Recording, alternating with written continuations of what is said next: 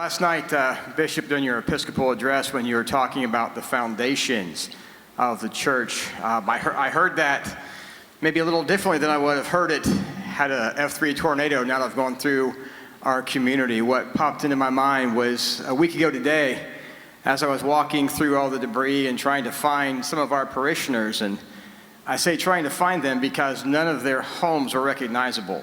As I was walking down one particular road, the folks I was looking for, their neighbor's house was almost gone. Their house was almost gone, and their garage was completely gone. What I saw was the foundation of their garage. And the reason that sticks in my mind is because there was one fatality in Mercer County with this, and it was because the car that was in that garage was blown 2 houses down and went into a home and killed an elderly gentleman. So that's the kind of things that you deal with that you don't expect when something like this happens.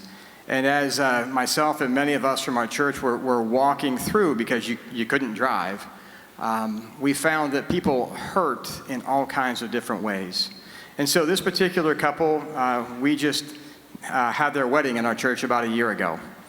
And so now not only is their life turned upside down, but they are dealing with the guilt that it was their car.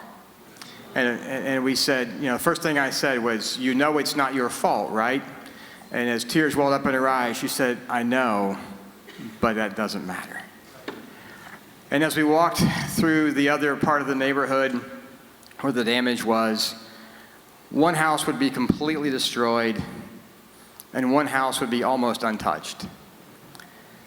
And the folks whose houses were almost untouched or completely untouched are dealing with survivor's remorse. They're feeling guilty, like, why was I spared this? And so it's not just those whose homes were damaged that need ministry right now. It's the whole community. It's everyone involved.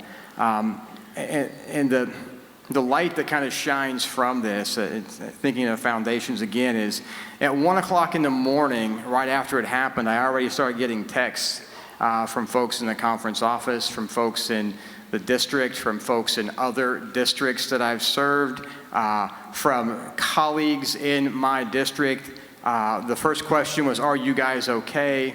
The second question was, when you're ready, we'll have a team there to help.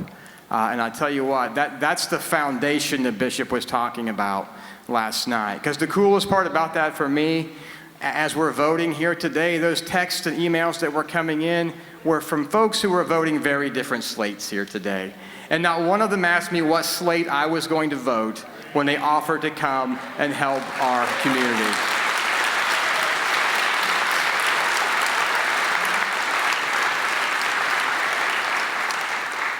And so, Bishop, I think that's the foundation you were talking about last night.